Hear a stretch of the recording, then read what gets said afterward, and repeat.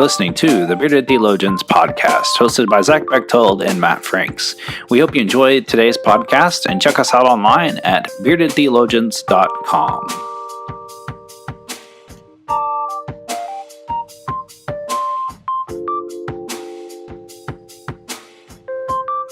You are listening to the Bearded Theologians podcast, hosted by Zach Bechtold and Matt Franks. And we are continuing on in our Lenten study, Lenten podcast series on the social principles of the United Methodist Church. And today we're going to encounter, maybe briefly, or I don't really know how, but we're going to encounter the nurturing community and the social principles that go along with it. And as Matt and I have talked before, there's a lot here.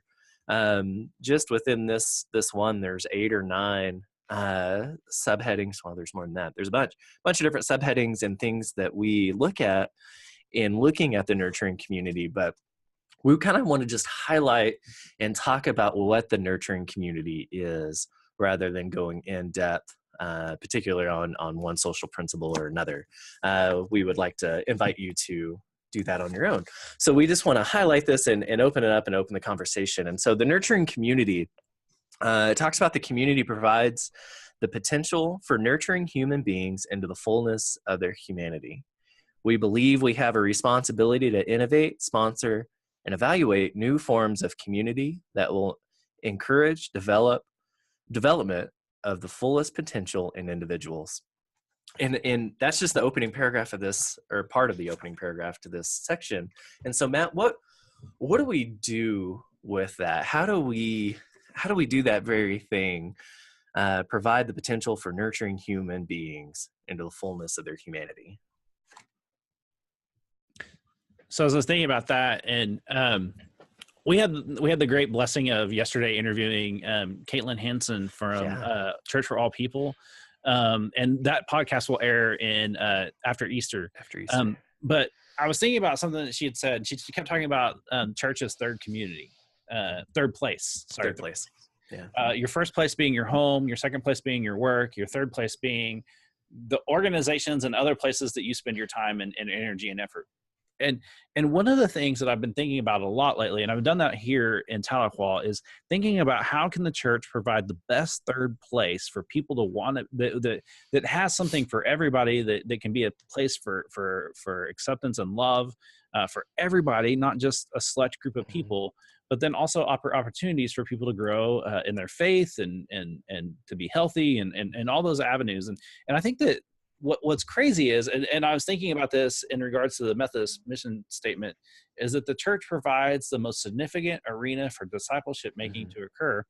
And in thinking about this nurturing community, if the church really took up the idea that, hey, we don't want our kids to be fat anymore, so let's do some things and work out some ideas where we can help our kids not be fat anymore, and live healthy lifestyles and learn how to eat healthy and provide programs and understanding and things to do. That's living into this. As you look through the social principles and you look through the nurturing community, that's really what these are speaking to, is for things to provide spaces for people that are doing things like making sure that the mental health is a big one and a big topic these days.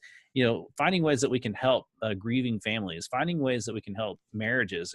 My big deal is strengthening marriages, and we have 2 weeks left in our marriage course, and I'm hoping that out of this marriage course, I've got a couple of college students who are going to take the marriage preparation course into the college to be able to provide a space to strengthen marriages even before marriages happen, and then finding if the church can be a place to strengthen marriages in the middle of marriages, maybe that will help lead to lesser divorce and other issues that those tend to happen. And so the church does provide the most significant arena for nurturing community to happen if they understand the needs and desires and wants and the issues within the community. If they can do that and do it well, it's amazing to see how the kingdom will be made. Right. And when we do that, when we provide these spaces and places, it talks about nurturing human into the fullness of their humanity, and taking taking it on us as the responsibility to do that, to create those spaces and to create the opportunities to do that. And it's finding those ways in our own community, our own context. There's a couple, I mean, it's different everywhere, right? And so maybe it's marriage courses, maybe it's food kitchens, maybe it's clothing pantries and bike shops, and maybe it's just simply having your doors open. That's something we're looking at here is just physically having our doors open. And when we're here, the coffee pot's on, right? And creating this space where people can come in. That's the biggest kind of the stressor, or I don't know, the biggest thing that I keep hearing in this town. Well, there's no place for people to go if it's not a bar. And I struggle with that because it's like, well, let's go to the bar. Let's engage people where they are and quit making them come to us. And there's this urge for a coffee shop or something like that, but people have put plenty of them in and they failed. There's been two. We've been here since August, so not even a year. And there's at least been 2 coffee shops that have been open and gone out of business. And so my question becomes, well, is there a need for a coffee shop, or is there a need for a place? Coffee's not bringing people in the door, but what is? Yeah. Community, where people are gathering. And so I love that idea in talking on the podcast yesterday that had come out in April, that third place. How do we create this space where people want to go and spend their time there? And how do we do it and make it revolve around the church that does this, that brings people into the fullness of their humanity, that offers dignity to not only them, but people they could be serving or bringing in the door with them, or, however that impacts their lives. Maybe they go home, they're a little less stressed and engage with their families better, or engage with the community better. That all goes into that. So I guess the thing would be for us to reflect upon in the season of Lent is, how can the church provide a strong third community, a third space? How can the church third space? And I think, we could prescribe all we'd want to, but I think it really comes down to looking at each community and your community. If our listeners, I want you to really understand, we can give you a program and it's not really going to work. But if you get to know your community and its wants and needs, maybe look at having a way where you can do something that will make a difference in the community. You could just imagine what it would look like and how that would change the world. I think that's something that we can really hone in on. Right. And that's what it comes down to. It's learning the community and the needs of the community. I had a conversation yesterday with a lady in my church who's very, very involved with food pantries and other organizations that help folks in our community. And I said, hey, what does it look like if we put a clothing pantry here? And she said, well, we already have 2 in town that are very low cost, very minimal, and they're willing to give to those who can't afford. And I said, okay, then let's not recreate the wheel, but let's continue to think along these lines of what does our community need? And so when we look at our community, when we look at creating these third spaces, if we're recreating the wheel, if we're just creating another place just like all the other places, who cares? It's not going to do this. It's not going to let people live into the fullness of their humanity. It's just going to create another space to take up our time, to take up our effort, and really not be all that effective. Well, and I think that the important thing is looking at the wants and needs, and being realistic and saying, so there's two stores in town. What can we do to strengthen those 2 stores? Exactly. Maybe we have a box here that says, hey, give towards this, and then we can do that. And then educating people when they come into the church saying, hey, I need clothes. Hey, we can get you there, and having people in place. And one of the things that we talked about in Tahlequah, and we asked our people to give a survey where they're serving. And one of the reasons why I wanted to do that is I'm looking to create a community of people that the big thing will be, so we have people that serve on Boys and Girls Club board. Come to the table. Let's talk about how we can pool our resources together and help each other out to do better ministry for the world. And looking at how the church can be engaged in those places. Right.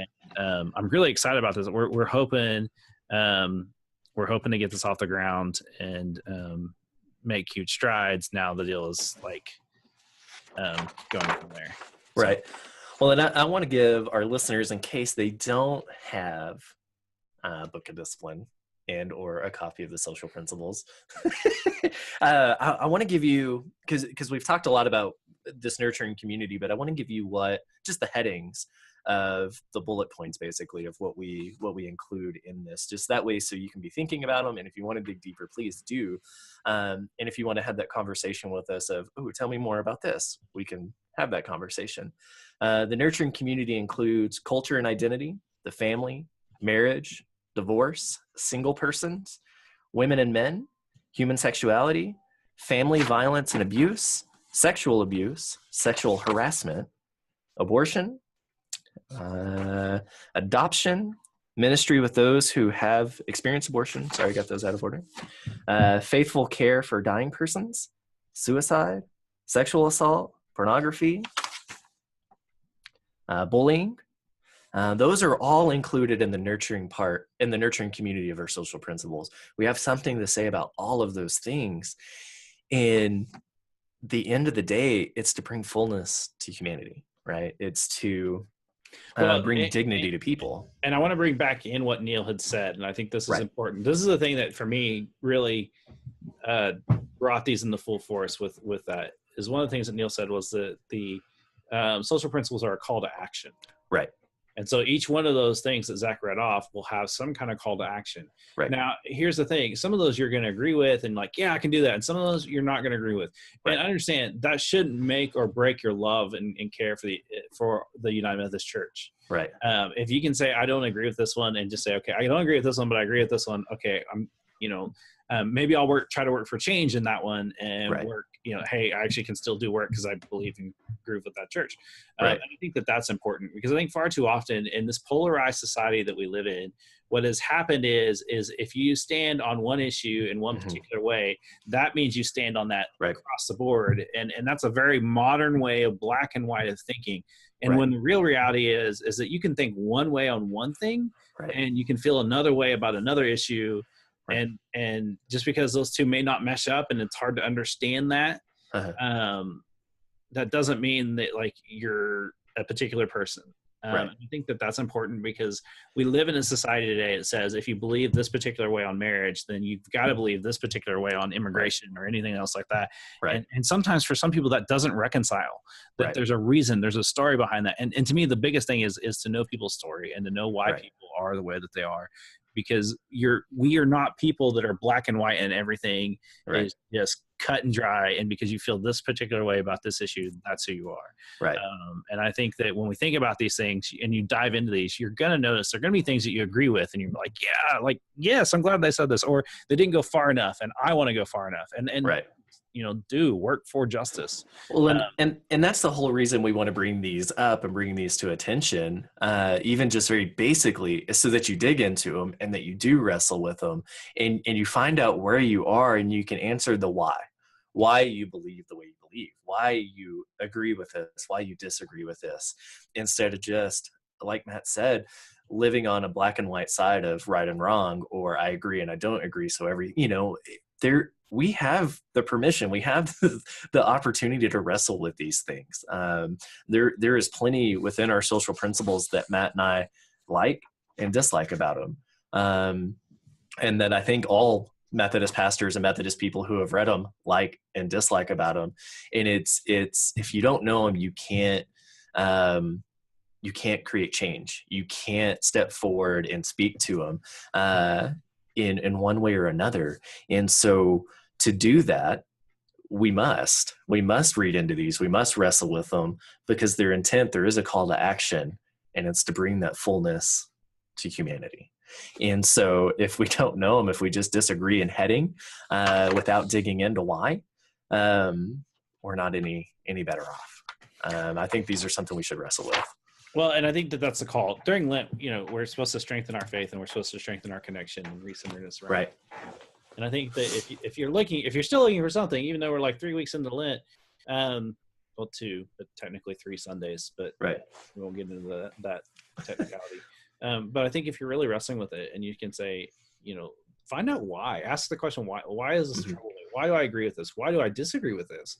I think the more we wrestle with that, I really believe that we can grow the church in a way that people can feel like they understand their faith when we start to actually examining it, instead of us sitting here. We could have read from these and we could have told you which ones we liked and disliked and why and all that stuff. And it becomes our opinion but the real thing, how faith grows, is through conversation and through, getting to know the other side. Why, if you disagree with it, find out why, dig into it. Exactly. I think we grow more when we do that than if we just stand firm and stand stubborn-headed and refuse to change. And the reason why I say this is because as we're entering into Lent, one of the things you'll notice in the gospel readings, as the religious authorities become stubborn-headed about how God works in the world, notice how God changes some of their minds. Right. And to me, that's the question I'm always asking myself. Am I being a religious leader, or am I being like Jesus? Because there is a difference between the two. There is a difference. And so I would choose for the Jesus side way better, because I've seen how the other side ends up.